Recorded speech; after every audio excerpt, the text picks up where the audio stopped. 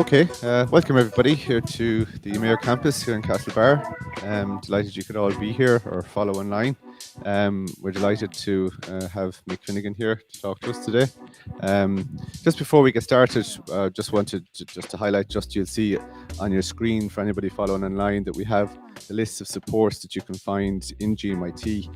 And also I believe we have people linking in from IT Sligo as well, so there's the support that you can find there should you need it, and also just to be aware of the national supports that are there in terms of the Samaritans, Pieta House, and of course always be aware that your local GP and your local A&E are always there should you need it. So hi Mick. How are you? How's it going? Yeah, good.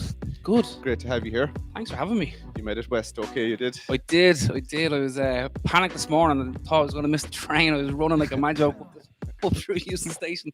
So I was getting chased by the guards. I wasn't getting chased by the guards. I just got it's quite delayed this morning on the way into town. So yeah, we're here now. Yeah, it's great to be here. Yeah, great. Mick, I suppose I first got to know a little bit about you and your story. Saw you on the Tommy Tiernan show. Heard a few of the podcasts that you've been on. I suppose I've always been kind of taken by the honesty that you give to your story, your own personal story. Quite I find it quite a compelling story. Quite a story of hope. I suppose just want to start by asking. I suppose you've been through some quite difficult stuff. What's that been like for you? Yeah, initially it was quite difficult. Kind of growing up where I grew up in the inner city, it was a choking, drug culture. There was a lot of criminality, there was a lot of violence, and for me, kind of growing up in that area, I didn't really know what I wanted to do in life. You know what I mean? And I kind of, grew up in a bit of I'd say a madhouse. They loved me, but they just, probably lacked the life skills to enable them to probably raise me appropriately or whatever, and that ended up with its own problems. And then I was looking for my own identity, and looked at kind of, different clubs, the St. John's Ambulance and stuff like that. And, ultimately, because of the experience I went through in the St. John's Ambulance and the trauma I experienced there as a kid, I ended up sleeping rough, ended up homeless because I had behavior management issues, because I wasn't, stable enough to remain in the home. Yeah. And I recall you mentioned in one podcast I was listening to about the trauma that you did experience in the St. John's Ambulance, and I suppose looking to be taken seriously, to tell people, to have it taken note of. And I recall you mentioned that it wasn't taken seriously at the time. What was that like? Heartbreaking. Yeah, it's great to see kind of campaigns like Me Too and I Believe Her and stuff like that. But none of that existed when I was growing up in the inner city.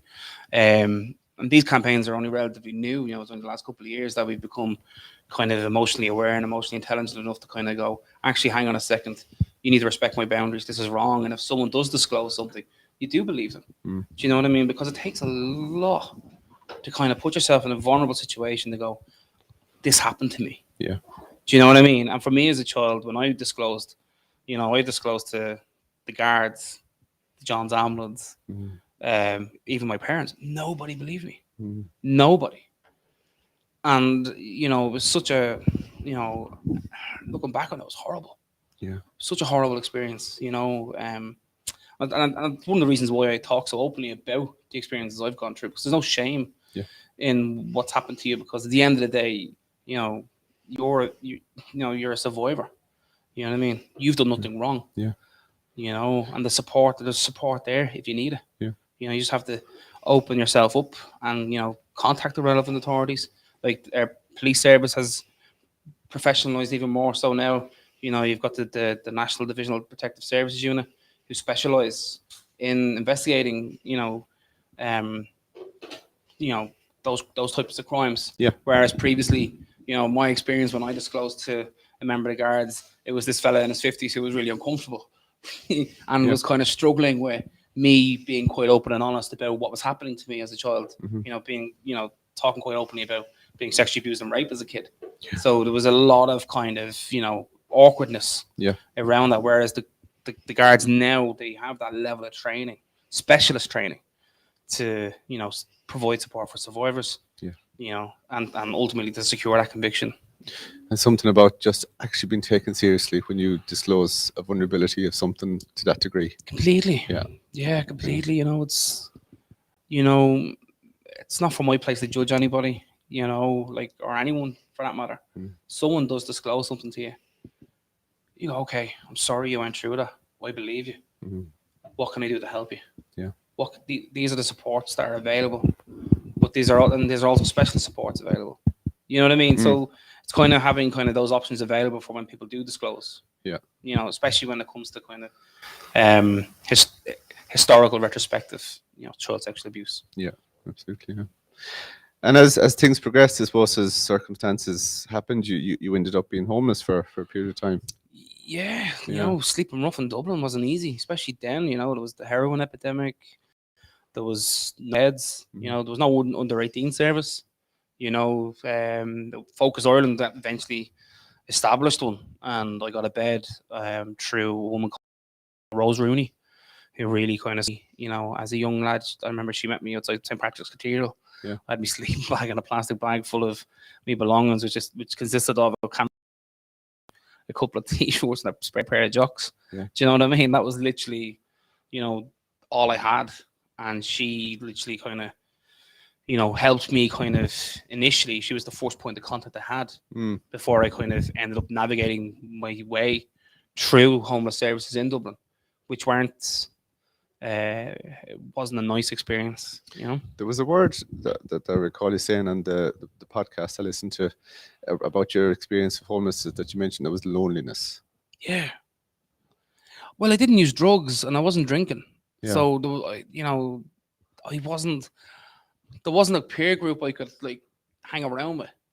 There wasn't someone I could go, because I was more interested in bars of chocolate and Cadbury's cream eggs. Like, you know, I was more motivated by my belly than I was on anything else. So yeah, like I just didn't have that kind of friendship or social circle that a lot of people that experience homelessness would have, you know. So for me, it was lonely. It was kind of, you know, I suppose one way of looking at it is like, you know, I marginalized myself even further. Okay. You know. Okay. And what was it that kind of changed or helped that? What can you? What turned things around? What turned things got around? me off the streets and stuff. Yeah. There was a guy who, because of all the stuff that happened to me as a kid, I thought he was a bit weird. I was like, oh, yeah. Okay. He's like, I want to help you. I'm like, yeah, that's good. Like, I was proper, like, not having any of it. And he was the only, and still is the only consistent person in my life. We talk pretty much every day. He ended up being like, he was the director of homeless services for the Salvation Army in the UK and Ireland, a guy called Howard Russell. And he went out of his way to kind of mentor me, get me off the streets, got a bed in Cedar House, which is the old hostel there, the back of Cleary's on O'Connell Street. There was like, I think there's like 30 of us in a room, you know, on these like kind of camp beds, you know, and like he kind of went out of his way to really mentor me. Okay. You know, and there was a bit more stability there because, you know, you got a key worker and you had someone then kind of supporting you then through, you know, getting, say, like your benefits sorted, looking at kind of your emotional needs and looking at going, right, well, you know, it's not appropriate for someone or for anyone to be kind of going through this process. So what can we do to make sure that we can give you a bit of stability moving on? And like that, my first key worker was a guy called Francis Mons.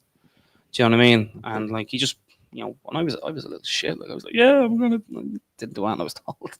You know what I mean? And he just wouldn't give up. There was a real, with everyone that kind of made a real difference in my life, it was consistency. That made the difference. The consistency for support, even if I didn't do what I was meant to do. I get you. They never gave up on me. They were there. Yeah, absolutely. What way was in that transition from homelessness, getting the supports? How would you describe kind of your own mental health, your mood, that kind of stuff at the time? Yeah, like manic, like proper. You know, I didn't know what I was experiencing, but it was PTSD and bipolar disorder. You know, it was proper manic. I was, you know, I'd have like days I'd be buzzing like, whoa. You know, like I'm about to go into a rave and, you know, did X, Y, and Z. And then the other days I'd be in the depths of depression, just like so low, didn't want to talk to anybody. And then that's where like suicidal thoughts and intrusive thoughts would come in. And then, yeah, you know, it was. And you're very honest about the experience you had holding up the traffic in London for quite a period of time. Yeah. On a bridge one day. Yeah. Shut down half the transport network in Yeah. London. Yeah. Yeah. 4 hours. Yeah. Gone to an armed standoff with the Metropolitan Police. Yeah. Yeah. And the guy that talked me down off the bridge was the same guy that got me off the streets in Dublin, Howard Russell, the Salvation Army guy. Because I was like completely manic. The police negotiator was like, what do you want? And I was like, I want to speak to Tony Blair and Bertie Ahern. And like, he's like, yeah, okay. Because the train not to say no. You know what I mean? So I was like, Deadly, Bertie will sort. And I mean, Bertie will sort this out for me, you know, like Bertie. And I was just completely off the wall. Yeah. You know, I needed treatment. You know, I needed that psychological care, you know, to, you know, break free from the revolving door of kind of constant relapses with my mental health. And can you remember, is there anything that stands out for you? What stopped or what changed your mind in that specific situation? He told me he loved me. Wow. Yeah. He told me he loved me. Wow. Yeah. And I remember just breaking down, like on this bridge, and you know, there's probably 100 police officers like shouting at me. You know, there's the negotiator going, whatever. I remember walking off the bridge with Howard. You know, he just put his hand around me, and we walked down and going down the stairs, and everything's grand. And then, like, as soon as I go downstairs and out of the train station, I got slammed to the ground by about 20 cops, and thrown in the back of a prison van. Okay. Yeah. And from there, what was the next, then it was kind of like, yeah, that was my first experience of psychiatric care. Ever. There wasn't really that opportunity to access psychiatric services when I was homeless, because, you know, because I was quite transient. I was going to different services and not really kind of engaging, and basically telling everyone that, you know, F off, and being quite defensive. Okay. And then when I was accessing psychiatric services, wasn't by choice. So I was a section under the Mental Health Act. Right. So I was detained in London. And then I just absconded from different hospitals, like, to the point then I got moved to like more secure hospitals, and then got absconded from them, and then it just escalated, and yeah. So quite a tricky start to treatment in your mental health. I just didn't, because I was let down so much by the system. I didn't really want to trust the system. I didn't want to kind of put myself in a position of vulnerability where I'd, you know, be let down again. Do you know what I mean? Protecting yourself almost. Completely, yeah. It was a defense mechanism. Very bad one, but it was like, it was, you know, a form of, you know, a defense mechanism type kind of thing. But yeah. So something changed, something happened in your time with treatment. What was it that, again, that kind of helped, that kind of began to? Yeah, it was basically, I was absconded from a hospital, and I tried to take my life, and it was that particular moment that I didn't want to die. And I remember this old lad was out walking his dog, and, you know, he found me and called the cops, and it was kind of, yeah, it was a very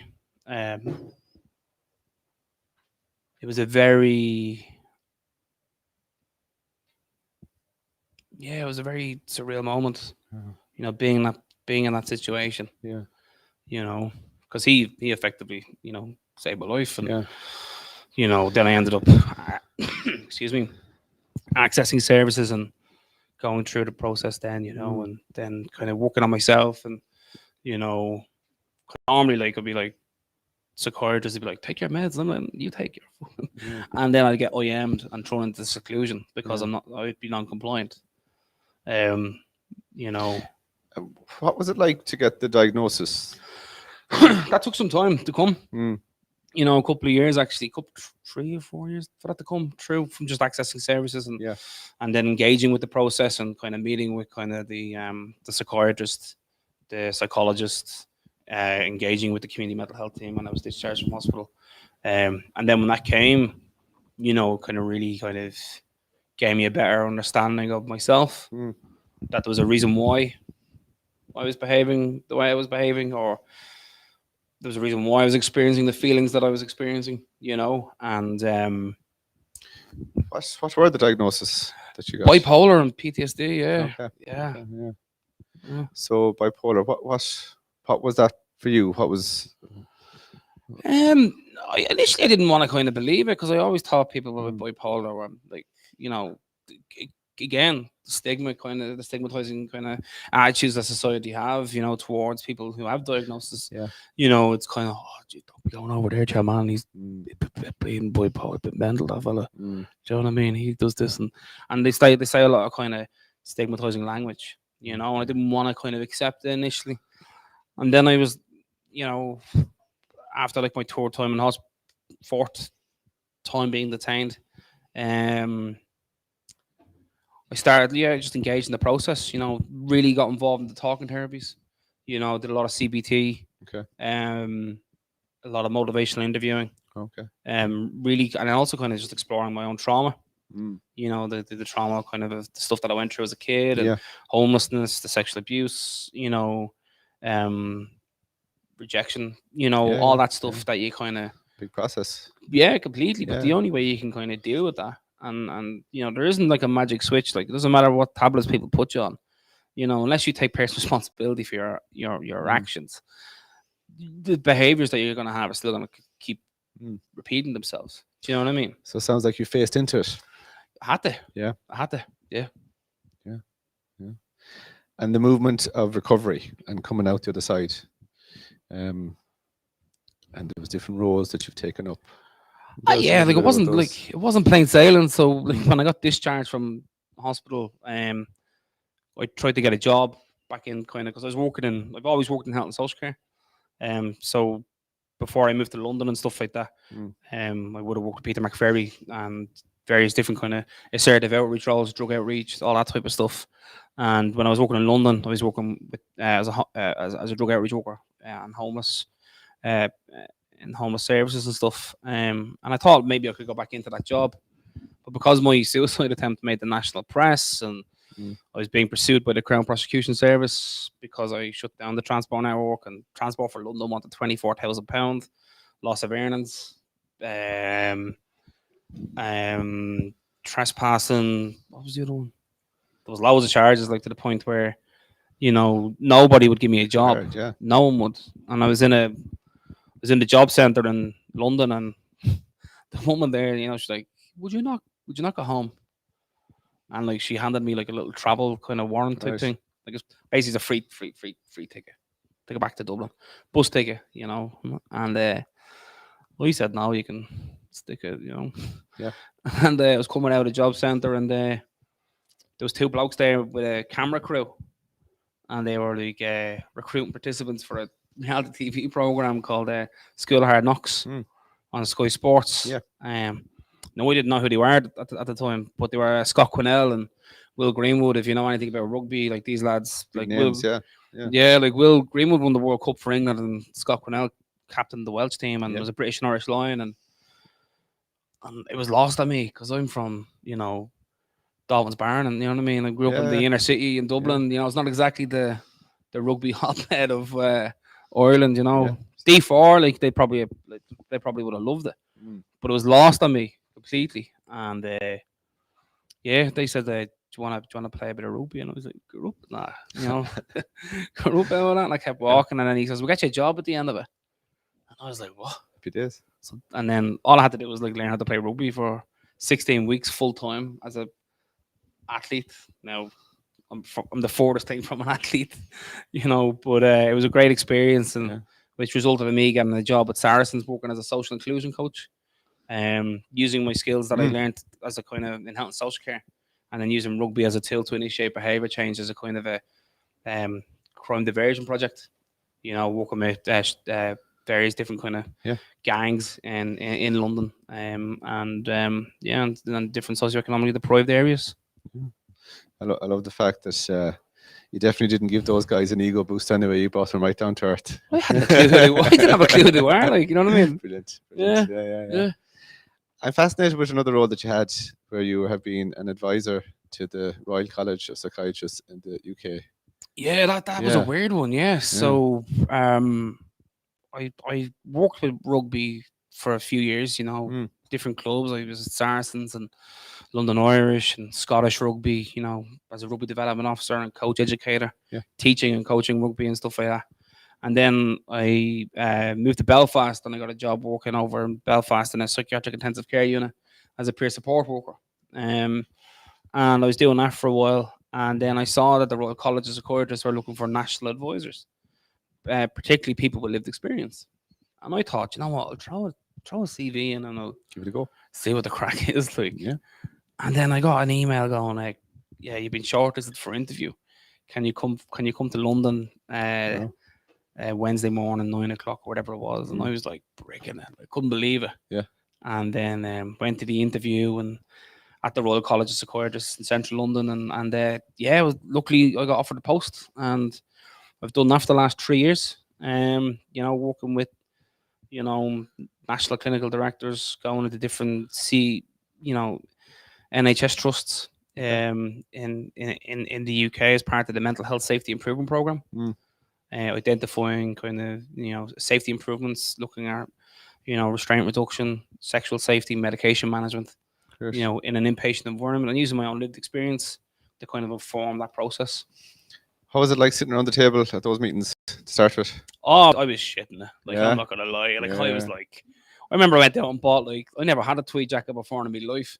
And I remember going out and buying a tweed coat, like, you know, like the blazer yoke with the little pocket square and the whole thing, and then like a white short and a pair of chinos and brown tan shoes and all that. Like, it was the furthest from what I'd normally wear, you know.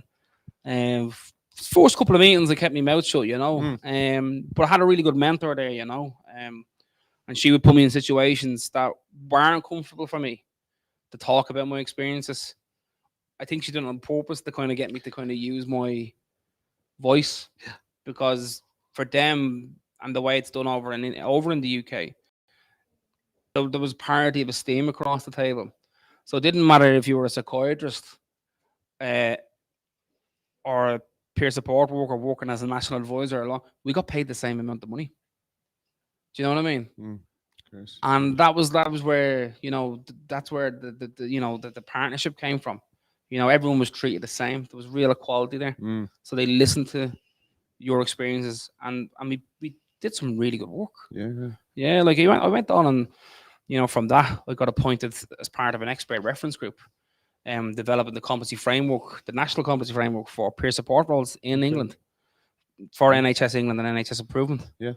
So, like, you know, that wouldn't have come if I hadn't stepped out and went, you know what, I'm going to do that.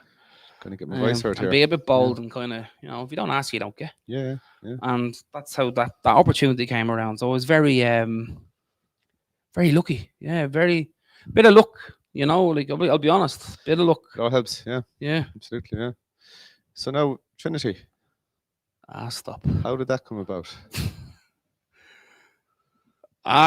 Notions, isn't it? Like, just not at all. Just me having, defo. Yeah, like, it was just like, you know, I think hanging around with all those clinicians and social workers and nurses and psychiatrists and all that jazz.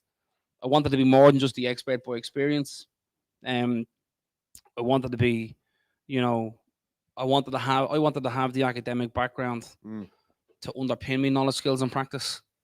So, but I'd no formal education really. So I ended up applying to go to Trinity's access course, TAP, and I did that, and that's how I got into Trinity initially. Now, I put down social work, didn't get it. Politics, I'm joking. So, but no politics. No, I'm joking. I'm teasing. But I ended up doing philosophy for a year. Which really kind of helped me kind of look kind of at my own reflective practice. You know, because philosophical inquiry is a form of social work. Do you know what I mean? So I learned quite a lot from that. And doing that year of philosophy, and then I managed to get onto get into the social work course this year. So Great. in my first year now doing social work there, and it's Yeah. still a bit surreal, like walking around Yeah. that place. Look, it's like Hogwarts or something. Do you know what I mean? But, It's like, Very like good. it, Yeah. But something about, you know what, I can do this. I deserve to be here. oh yeah, Sounds to be ringing true here. come here. Yeah. Everyone deserves to be there. Absolutely. Doesn't matter where you're from. Yeah. That's the truth. Like, no one's better than anybody. Mhm. You know, that's one thing. That's one of the things I learned from, you know, working alongside my colleagues in the NHS. They gave me a real sense of belief in myself, a real kind of sense of self-worth. You know, that, you know, your background explains behavior, doesn't excuse it. You know, that you just go in, you do this, you know, don't be worrying about what anyone else thinks. Yeah. You know, in my case, fake it till you make it. Like, you know what I mean? Like, it is literally a bit like that sometimes, you know, because I'd be sitting in lectures and I'm like, what's that word mean? And then you're Googling the word on your phone, and then the word, did I spell that right? And you're like, nah, that's not the right word. Like, but it's a learning process. Yeah. You know, I'm not Yeah. meant to know everything. You know, Absolutely, anyone that's starting out, and especially the last 2 years that we've had, you know, global pandemic. Strange times. You know, like, it's a lot of pressure, a lot of stress there, you know. And how are you finding keeping yourself, you know, the pressures of college, all that kind of stuff, keeping yourself well, keeping yourself, you know, Yeah. what's that like?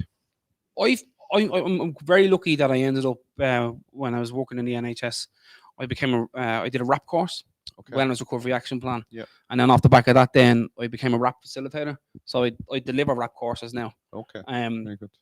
And, you know, for me, one of the best things I've ever done was that course, because it gives me the ability to kind of be like, right, you know, what's me triggers, me early warning signs, you know, personal responsibility, what's me wellness toolbox, you know, what do I need to do to kind of maintain my stability and my wellness?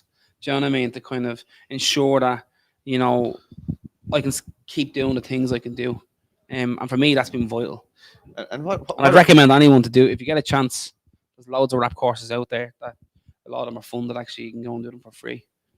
What nourishes Mick Finnegan's soul these days? Well, about half an hour ago was a curry, rice and chips in the canteen. Very good.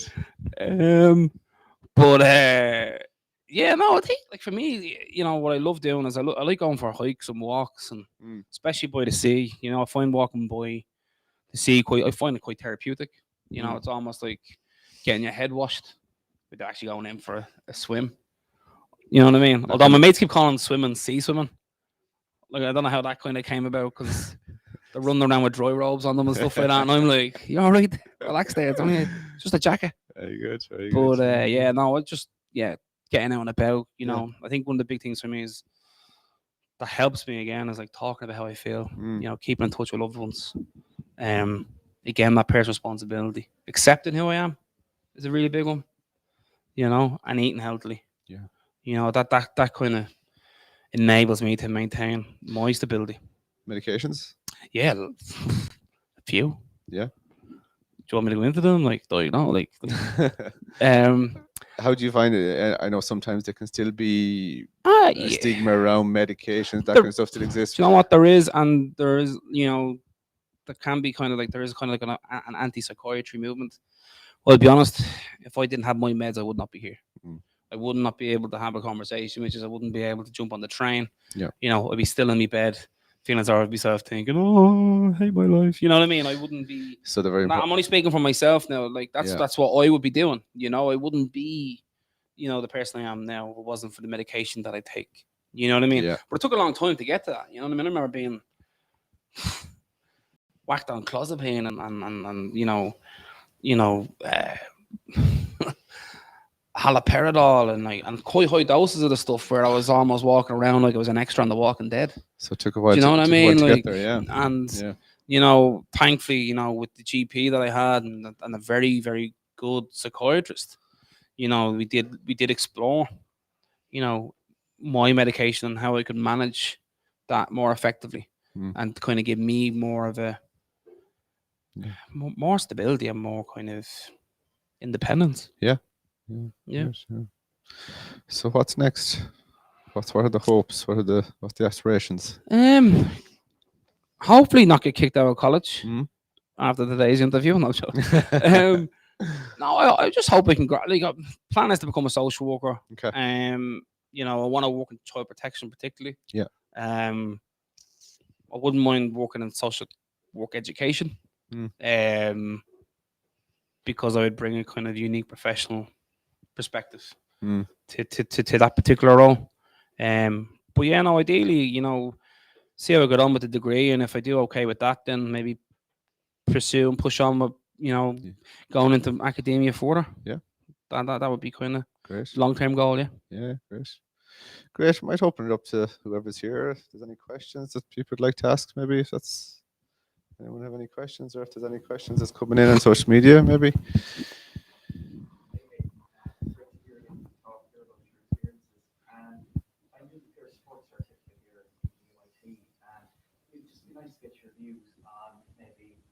Positivity you see of peer support work within the mental health recovery, and also maybe the future of peer support work within the mental health services here in Ireland. Because I know we're slightly behind you in that area. It's nice to get your thoughts on that. I think peer support is vital, you know, to patients' recovery. You know, having that lived experience in the room, having someone on a ward turn around, the amount of conversations I've had with patients in different particular units I've worked in, and it's just de-escalated a situation like that. When I said, you know, I know what you're going through. I've been here. You know, I've actually been, and they're like, oh, yeah, and no, I have. That's why I'm employed to share my experiences of lived experience. You know what I mean? I think from an Irish perspective and how that role develops, I think nothing about us without us. You know what I mean? I think that's really important. You know, because ultimately we're experts. You know, we are the experts. You know, and the clinicians support us in that approach. But because peer support is professionalizing with academic qualifications like the one that's been provided here in GMIT and in DCU, and I know there's plans to kind of maybe push that even further on. You know, I think it's vital, and I hope it continues, and I hope it grows and develops. And I'd like to see peer support workers in every mental health service in the country. You know, community mental health, occupation. You know, like literally in the UK, there's peer support workers everywhere. You know, they're based in psychiatric intensive care units. They're based in community mental health teams. They're based in acute services. You know, I don't see the reason why it shouldn't be the same here. You know, because it does improve service engagement. You know, patients will engage more because there is that kind of support available. Because you understand, you really understand, because you know what it's like, because you've been there. And that's not to take away from the professionals in the room, because your role is vital as well. It's just it's a different approach. The way I look at it is you both reinforce each other, you know. Did I answer that okay? Yeah. Sorry. I worked in the first job I got, right, when I got off the streets in Dublin with Peter McFerry, right, was in a support housing project on the Whitworth Road. And I hadn't a clue. I didn't know how to be a support worker. Sure, I was only homeless a couple of months ago. Do you know what I mean? That's the way, like, I was like 18 or something, not even 18. And I was working in this place making sandwiches and cooking and, you know, writing referrals. And I was copying. I was literally mimicking the staff that were in the project who were seasoned health and social care professionals. So yeah, I was a housing support worker. That was my first job working there. Yeah, I owe Peter a lot. Actually, only met up in there a couple of months ago. Yeah, so yeah, he's good. He's a good man.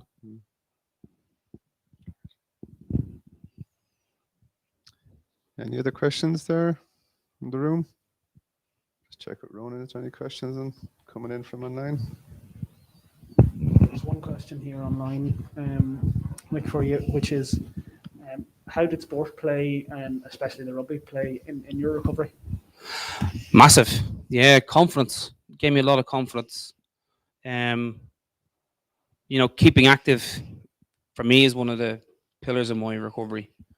You know, like getting out and about, playing rugby. Like it changed my life. You know, I went from, you know, being an inpatient in a psych unit to coaching professional rugby, one of the biggest rugby clubs in the world, to like being selected to go to Brazil with Premiership Rugby, which is the governing body for the professional game in England, as part of a coaching team to kind of help the Brazilian Rugby Federation to provide courses for them so they could actually set up a long-term elected development plan in the run-up to the Olympic Games in Rio 2016. So, like, rugby's like the things I've done in rugby's been just unreal. Like the people I've met and where I've gone, and ridiculous. Like it's almost like if my psychiatrist was here, the first one I had when I told her about grandiose tendons. You know, to be like, it'd be quite like, they'd be very much thinking this fella's a bit of a Walter Mitty. Yeah, no, rugby's played a massive part in my life. Really has. Yeah. Yes. For questions at the moment, yeah. Mick, that's fantastic, great. Thanks a million for coming here. Well, thanks very much. Thanks for having me. I think there's a few things really stand out for me in kind of getting to know your story. Honesty, bravery, facing into things, coming out the other side, and kind of the way you keep yourself, maintain yourself, keep your wellness. I think it's a compelling story. I think it's people like you we need out there driving forward, the awareness driving forward, and the advocacy to reduce stigma. Keep it going, because we need you out there to help everybody to reach out, to get the support, to be well. Thanks a million, Mick. So thank you. Just before we finish off, I'll just reiterate, you'll see the supports along the screen for people online. In GMIT, there's our counselling service, our chaplaincy service, our health units. You'll see the details on the screen there. Also, our colleagues in IT Sligo. The details are going across the screen there as well for you. Don't be afraid to reach out. Help us out there. If you're struggling, make sure you go and find the support. Thanks, everybody, for logging in and for being here in person. And thank you very much, Mick. Thank you. Thanks.